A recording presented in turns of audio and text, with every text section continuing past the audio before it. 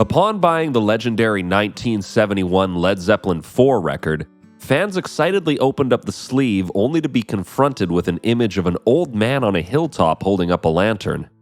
That man is, in fact, an archetype from the ancient occult practice of tarot known as the hermit. Numbered as the 9th card in the major arcana, that is, the first 22 cards of the tarot which outline the soul's journey from ignorance to enlightenment, the hermit is representative not only of solitude and wisdom, but even more specifically, he represents spiritual evolution, introspection, and inner guidance, that is, spiritual intuition.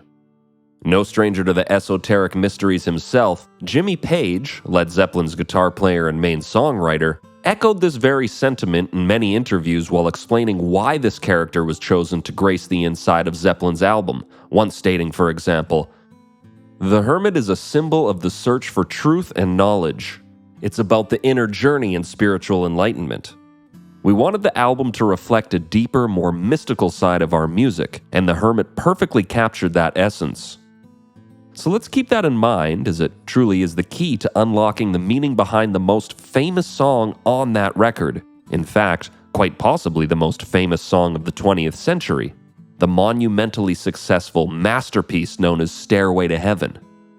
Now, it would be hard to argue with the assertion that no other rock lyrics have been debated as to their true meaning more than Stairways have. They're the ultimate in ambiguity. Even Robert Plant himself, the man who wrote the lyrics, has never really specified, line for line, what exact messages he was sending through his famous words. In fact, while he has said that they're about such things as being one with nature, spiritual transformation, enlightenment, and universal balance, he also readily admits that the words came to him as if channeled from the great beyond. "I was holding a pencil and paper," he'd once relate. "Then all of a sudden my hand was writing. I just sat there and looked at the words, and then I almost leapt out of my seat."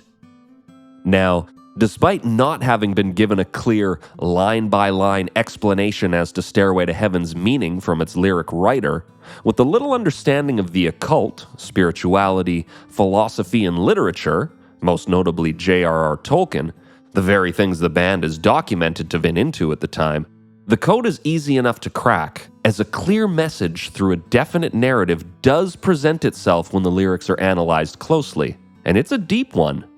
To be precise, Stairway to Heaven is an allegorical poem illustrating the dichotomy between spiritualism and materialism, or the inward and the outward, the esoteric and the exoteric. And it does this by comparing two proposed paths to enlightenment, which, if you'll notice, is exactly what is meant by the phrase Stairway to Heaven. It is another way of saying path to enlightenment, or bridge to transcendence, or ladder to ascension, however you want to phrase it. One of the paths being the true path, and the other being the false path. Therefore, the poem focuses on two main characters. One, referred to simply as the lady, represents the false, external, materialistic path. The other main character is called the piper, who, like the hermit in tarot, represents the internal, spiritual path to enlightenment, the true path. Now, the piper, or more accurately, the tune he plays, represents our spiritual intuition. That tune is the inner vibration that we are to follow in order to reach heaven or enlightenment, just as the hermit's lantern represents the inner light that intuitively guides us towards becoming our higher self, or, in other words, it guides us towards heaven. These two characters, the hermit and the piper, represent the same concept that Jimmy Page was talking about in the earlier quote, just through different allegories. The piper and his tune are the personification of such ancient teachings as that of the Buddha, who said, "Look within, you are the Buddha," or "The Dharma is found within oneself," or as the Hindu Vedas say, "The serene being is not to be sought in the outer world, but within the heart," or as the New Testament depicts Jesus as saying, "Neither shall they say, 'Lo here,' or 'Lo there,' for behold, the kingdom of God is within you." Now, I could go on for days because these lessons and the common message that they share, a message which spans centuries and cultures around the globe, is the same message being put forth in Stairway to Heaven. It is, in a nutshell, telling the reader or listener that heaven is only found through the spiritual transformation that occurs when following your inner path. A good way to look at the concept that Robert is putting forward in Following the Piper's Tune is to think about how a radio signal works. Right now, in the very room that you're sitting in, or wherever you are, there are radio signals all around you that you can't see, hear, or touch, but they're there. Now, if you get a radio and start turning the dial, you'll start to tune into different frequency bands, and the music being broadcast on those frequencies will play through the speaker, letting you hear them in the physical world. Well, think of the Piper's Tune as the ultimate band of frequency, the divine frequency which permeates throughout the entire universe, one which, if you inwardly work hard enough, you can tune your consciousness into. That's what Robert means, as we shall see in a second, when he talks about following the Piper's Tune. Now, additionally, apart from the individualistic standpoint, yet completely attached to it, there is a message being put forward in Stairway to Heaven that the modern world of the time the song was written, and even more so now actually, modern culture is on a very dangerous path. The lyrics warn that we, mankind, are forgetting our place within nature and are instead separating ourselves from it, and thus becoming a threat to ourselves and all that exists around us.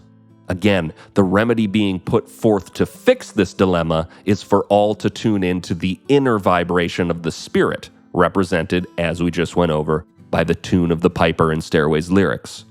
Through doing so, mankind will once again connect to the flow of nature.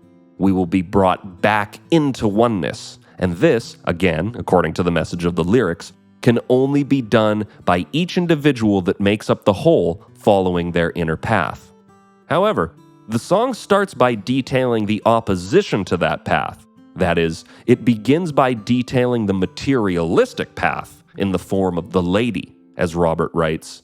There's a lady who's sure all that glitters is gold, and she's buying a stairway to heaven. When she gets there, she knows if the stores are all closed, with a word she can get what she came for, and she's buying a stairway to heaven. So then, right off the bat, we see this lady is a woman of means, a woman of wealth, a woman who gets what she wants through that wealth, as even if the stores are closed, she can get what she seeks. We're told that she believes that all that glitters is gold. That is to say, in her opinion, value comes through materialistic appearances. Basically, an object's intrinsic worth is measured by how shiny it is. As stated before, and as should be apparent through these opening lines, the lady represents the erroneous materialistic path to enlightenment, proven through the statement that she is of the belief that she can buy a stairway to heaven. There's a sign on the wall, the lyrics continue, but she wants to be sure, 'cause you know sometimes words have two meanings. In a tree by the brook, there's a songbird who sings, sometimes all of our thoughts are misgiven. Like the rest of the lyrics, there are a few things to be taken away from these lines. First of all, the sign on the wall is likely a reference to the common phrase about reading the writing on the wall, which comes in several variations, but generally refers to being able to see the truth of a situation, and in many cases, the repercussions that situation is likely to bring with it. This saying finds its roots in the Old Testament's book of Daniel, chapter 5, where a mysterious message appears on the wall in front of the Babylonian king Belshazzar, and so he calls in all of his seers and prophets and enchanters to decode it, but none of them can. That is, until the Hebrew prophet Daniel arrives and becomes the only one who can read the writing on the wall and interprets a warning of danger, hence the famous phrase. In this verse in Stairway to Heaven, the lady believes the writing on the wall says that she can buy her way into paradise. She thinks she can buy her stairway to heaven. But as Robert Plant tells us, she is mistaken. The words she believes she has interpreted actually have a different meaning altogether. In other words, she can't read the writing on the wall. She can't see the truth of the situation, and she is headed for danger. We are then brought to the first scene representing nature. where we meet a songbird in a tree who solidifies this notion when he sings that sometimes our thoughts are misgiven, meaning the lady is wrong. No one can buy their way to heaven.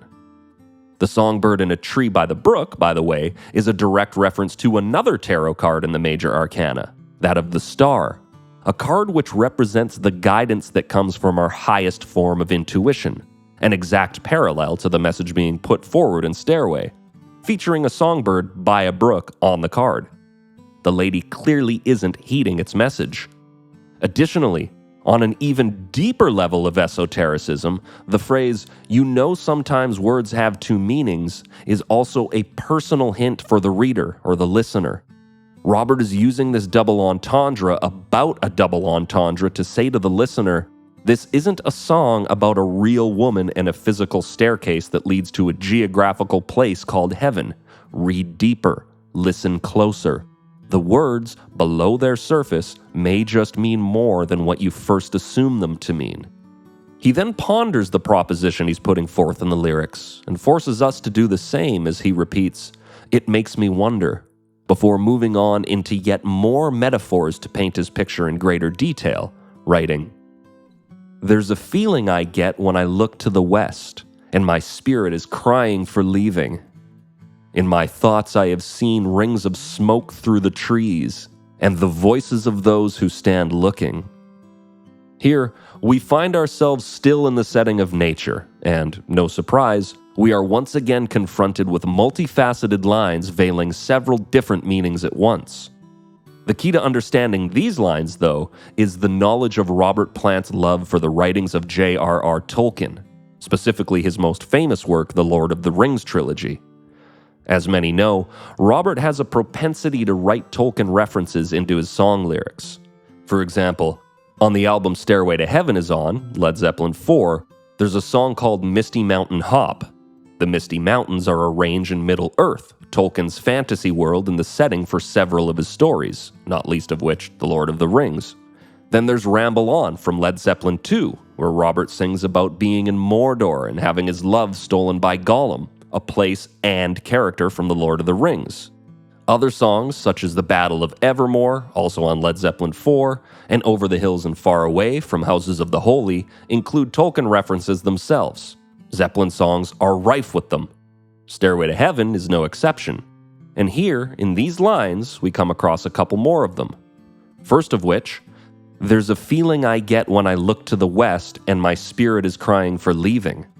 This is a reference to a place in Tolkien's universe known as the Undying Lands, or even more specifically, a place within the Undying Lands called Valinor, generally referred to in these stories simply as the West. This is the place where the race of elves retire to after their lives on Middle-earth come to a close in order to live in peace throughout eternity. It is a paradise where they never again have to encounter earthly troubles, including death. In other words, the West is Tolkien's version of heaven. So then, in these lines, Robert is expressing his soul's imperative to find heaven. Moreover, through referencing Tolkien's world and using the term, "my spirit is crying for leaving," he's illustrating his spirit's sadness with the state of our world by expressing its ambition to escape it. The lines that follow, which go, "In my thoughts I have seen rings of smoke through the trees and the voices of those who stand looking," both expand on and solidify this notion, while also presenting a dual meaning to the previous lines that we just went over, as in The Lord of the Rings, a corrupted wizard character named Saruman clears the forests and burns the fallen trees in a fortress called Isengard to industrially fuel his war effort. Meanwhile, to the east of Isengard is a place called Fanghorn Forest, where a race of trees known as Ents, who have the ability to walk and talk, notice smoke coming from the west, that being Isengard, and are thus alerted to the destruction of their own kind at the hands of the wizard Saruman. So, we see the double entendre being used here. The west both signifies the Undying Lands, that is, heaven, and Isengard in directional relation to Fanghorn Forest. But, most importantly, all of these Tolkien references are being used as an allegorical commentary on our own world, where our own culture has separated itself from being a connected member of the very system of nature we're destroying in our pursuits of material ends, ultimately destroying ourselves in the process. However, it's not all doom and gloom. There are alternative paths to take which may lead us to salvation, and this is the narrative Robert addresses next, as he writes, "And it's whispered that soon, if we all call the tune, then the piper will lead us to reason, and a new day will dawn for those who stand long, and the forests will echo with laughter." Now, aside from these lines being the solution to the dilemmas posited in the ones that we just went over, for which we'll return to in a moment, it is here that we finally meet our second main character, the piper. As we've gone over before, he represents the inner, spiritually intuitive path to enlightenment, or stairway to heaven, the true path. And we are told here that if we follow his tune, it will lead us to a place of reason. In other words, he will take us out of the destructive, unnatural state that was described in the previous lines and lead us to the promised land. Now, this piper motif is playing on two separate lines of tradition. The first, the exoteric concept of following the piper's tune, harkens back to such myths as the Pied Piper, Mozart's magic flute, the Irish Celtic traditions of the fairy piper, most of whom led their listeners to magical realms of paradise, just like the piper in Stairway to Heaven, who is supposed to lead us to the stairway to heaven. This is made obvious by the second line of tradition being used here, the esoteric tradition, which is the mystical idea of following your inner tune towards enlightenment, or heaven, however you want to say it. This concept of our intuition being allegorized as music can be found in several ancient systems of belief, most notably the beautifully titled Music of the Spheres in Pythagorean mysticism, the inner song or resonance spoken of in Christian mysticism, the many Sufi poems which speak of an inner music that leads one closer to God, or the inner vibration in Buddhist or Hindu traditions. For instance, in the Eastern text known as the Surangama Sutra, the Buddha says that all beings have their seeing and hearing confused. They listen and see outside themselves and don't know how to turn the light and hear inwardly. On that same token, the ancient Indian texts known as the Upanishads speak of the anahata nada, the unstruck sound that is heard during deep meditation, which is considered to be the inner resonance that guides the seeker towards self-realization. This idea spans cultures throughout the centuries, and it is the exact concept being put forward in these lines in Stairway to Heaven, presented in the form of the piper's tune. And, as Robert asserts, if we follow that tune, a new day will dawn governed by reason, and nature will be brought back into a harmonious equilibrium, indicated by the forests echoing with laughter. Moreover, these lines, like the previous ones, also parallel the Lord of the Rings, as those who stand long, and the idea of laughing trees both apply to the Ents of Middle-earth that we previously discussed. We'll also note here that underneath the "those who stand long" metaphor is the suggestion that those who stand by their principles and adhere to the tune, that is, their moral compass or intuition or guardian angel, whichever you prefer, they'll make it to the dawn of a new day or the rise of a new illumination or enlightenment. And this line of thought only continues into the next stanza, in which Robert writes, "If there's a bustle in your hedgerow, don't be alarmed now. It's just a spring clean for the May Queen." Meaning, while you may at first perceive it as some sort of disturbance, a bustle in your hedgerow, don't fear the inner resonance calling out to you. That's the piper's tune beckoning you to change your ways. Embrace it. Like the May Queen, a traditional figure in European folklore who symbolizes the essence of spring, that is, the renewal of life and birth of nature, a new light, the new dawn, that resonance, or tune, as the song deems it, is the path to genuine spiritual growth, true enlightenment. And Robert completely solidifies this proposition in the next line, which is truly the key to decoding the entire piece, when he says, "Yes, there are two paths you can go by." Those two opposing paths being, as we know, that of the lady, the outward materialistic path, and that of the piper, the inner spiritual path. This idea being a mirror of the two paths parable in Matthew 7:13.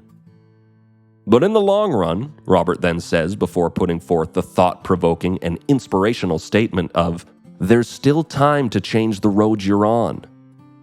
Then, after another brief pause of wonder, Robert goes deeper into this narrative, writing, "Your head is humming and it won't go.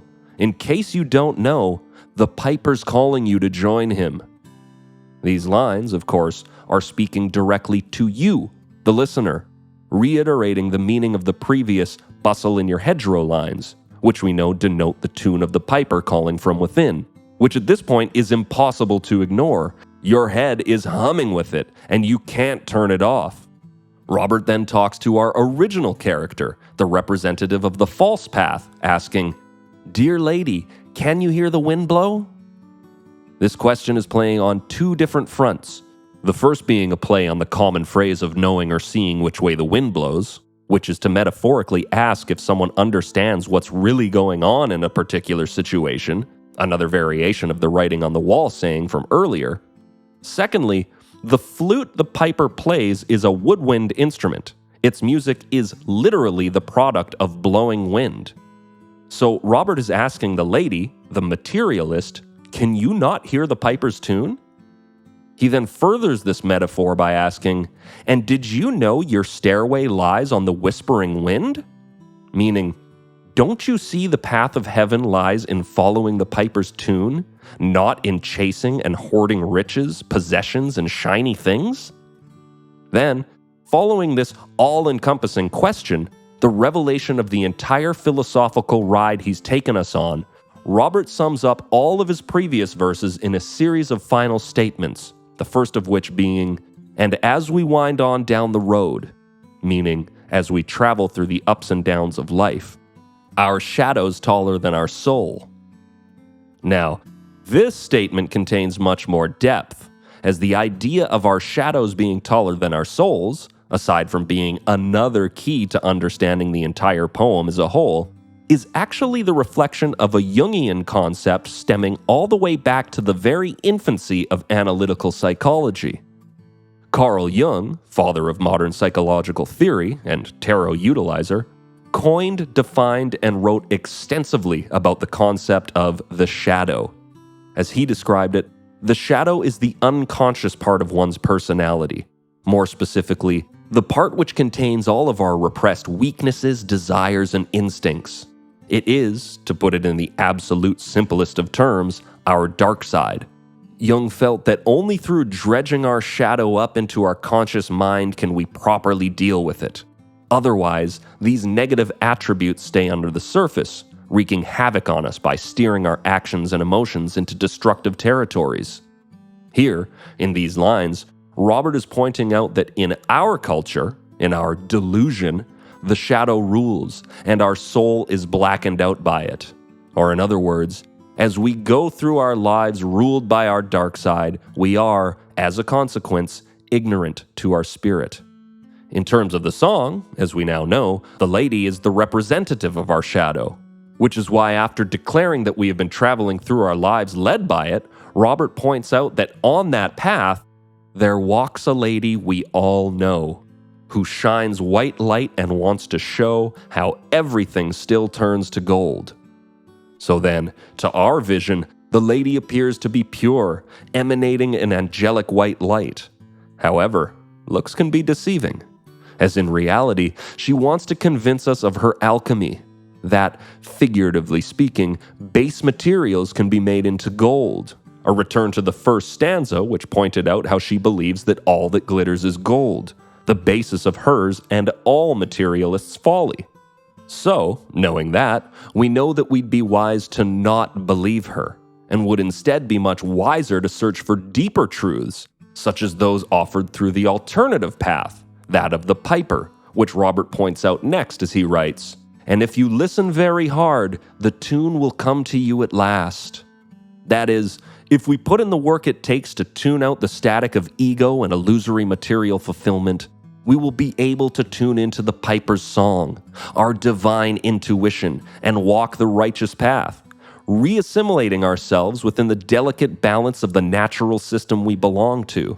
And thus, if each of us can attain this calling, we can collectively achieve and stand firm in oneness, where harmony will reign. And this is exactly what Robert is referring to in his last lines, where he writes, "When all are one, and one is all, to be a rock and not to roll." Now, aside from this being a clever nod to the term rock and roll, Robert is saying that, as the rock that rolls destroys everything in its path, after transformation, after enlightenment, we must stand firm in our convictions. But until we reach that day, we are subjects to the destructive path of the materialist, the path where it is erroneously believed that one can vicariously and externally simply purchase their way to salvation, rather than doing the great work themselves, the path governed by the lady we all know. And Robert ends his poem by revisiting her position, solemnly writing, "And she's buying a stairway to heaven." And that is what it's all about. Beneath all the ingenious allegorical veils, the proposition is this: there are two paths we can go by in our quest for heaven: the misgiven external path, or, if we listen very hard, the spiritual inner path. One brings folly, the other harmony. So then, Stairway to Heaven really boils down to one simple question: which path will you choose?